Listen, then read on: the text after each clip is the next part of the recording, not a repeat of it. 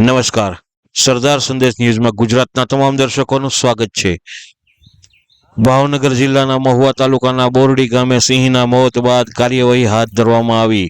વાડી વિસ્તારમાં ગેરકાયદેસર વીજ પ્રવાહના કરંટને કારણે આજે 3 થી 5 વર્ષના નર સિંહનું મોત થયું હોવાની પ્રાથમિક તપાસમાં ખુલ્યું છે.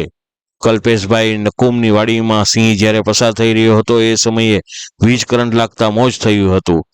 બનાવ બાદ વન વિભાગ દ્વારા કાર્યવાહી કરીને કલ્પેશભાઈ નકુમની અટકાયત કરવામાં આવી છે, પરંતુ 1 મહિનામાં 2 સિંહના મહુવા વાઇલ્ડ લાઇફ રેન્જમાં મોત થતા વન્ય પ્રાણી પ્રેમીઓમાં પણ ભારે રોષ ફેલાયો છે. રિપોર્ટર જયદીપ ભટ્ટ, સિહોર. આપના ગામ, શહેર, તાલુકા અને જિલ્લામાં બનતી ઘટનાઓની માહિતી મેળવવા અમારી ચેનલને સબસ્ક્રાઇબ, લાઇક અને આપના સ્નેહીઓને શેર જરૂર કરશો. નમસ્કાર, હું મનીષ ગોસ્વામી, પ્રમુખ સલાહ natural foundation Gir Gujarat, advocate Gujarat high court.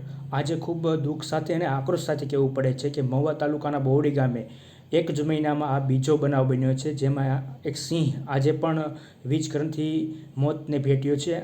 આજથી 15 દિવસ પહેલાં પણ એક સિંહ વીજ કરંટથી મોતને ભેટ્યો હતો. આમ 1 મહિનામાં 2 સિંહના મોત થયા છે અને આ મોતથી સીધા ફોરેસ્ટ ડિપાર્ટમેન્ટના પેટ્રોલિંગ ઉપર સીધા સવાલો ઊભા થાય છે. જો ફોરેસ્ટ ડિપાર્ટમેન્ટ પેટ્રોલિંગ કરતું હોય તો આવા બનાવો ના બને, કેમ કે એના પેટ્રોલિંગમાં એને બધું ધ્યાન રાખવામાં આવે છે કે ક્યાં છોડ મૂકવામાં આવે છે, કઈ બાજુ સિંહ છે. આ તમામ લોકેશન ફોરેસ્ટ ડિપાર્ટમેન્ટને રાખવામાં આવે છે. પરંતુ મને અત્યારે એવી વાત મળે છે કે ફોરેસ્ટ ડિપાર્ટમેન્ટ દ્વારા જે લાયન ટેકર રાખવામાં આવે છે, લાયન ટેકર સાવ નવા છે, જેને સિંહ પ્રત્યે કોઈ લોકેશનમાં પણ ખબર નથી પડતી. આવા ટ્રેકરોને વન વિભાગના અમુક અધિકારીઓની મિલીભગતથી અને તેના સગા સંબંધીઓના કહેવાથી રાખવામાં આવ્યા છે અને અનુભવી ટ્રેકરોને છૂટા કરી દેવામાં આવ્યા છે. અને ફોરેસ્ટ ડિપાર્ટમેન્ટની તપાસ તટસ્થપણે કરવી જોઈએ. આની પહેલાં પણ જે વીજ કરંટમાં પકડાણા એમાં અમુક લોકો એવું કહે છે કે આ લોકો તદ્દન નિર્દોષ છે, તો સ્પષ્ટપણે તપાસ કરવી જોઈએ. આજ પણ આરોપી પકડ્યા છે, ખૂબ સારી કામગીરી છે. પણ પેટ્રોલિંગનું આવું સારું પેટ્રોલિંગ થતું હોય તો આવા બનાવો કઈ રીતે બને એ પણ એક પ્રશ્ન છે.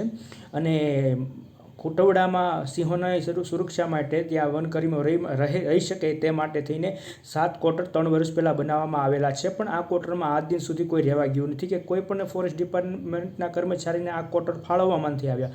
એ પણ એક તપાસનો વિષય છે કે કેમ આ ક્વાર્ટર ફાળવવામાં નથી આવ્યા, કેમ ક્વાર્ટર એટલા બધા ખરાબ હાલતમાં છે કે આ ક્વાર્ટરમાં કોઈ કરપ્શન થયું છે. એવા જ 2 ક્વાર્ટર મહુવા ખાતે પણ વાઇલ્ડ લાઇફ ડિવિઝનમાં બનાવવામાં આવે છે, ત્યાં પણ કોઈ રહેવા ગયું નથી. ગાયો બેસે છે, ગાયોના પોદળા અંદર હોય છે. તો આ શું સિંહના નામે કરપ્શન થઈ રહ્યું છે, એ પણ તપાસનો એક વિષય છે. આથી હું સીસીસીએફને અને હું સોશિયલ મીડિયાના માધ્યમથી અને પ્રેસના માધ્યમથી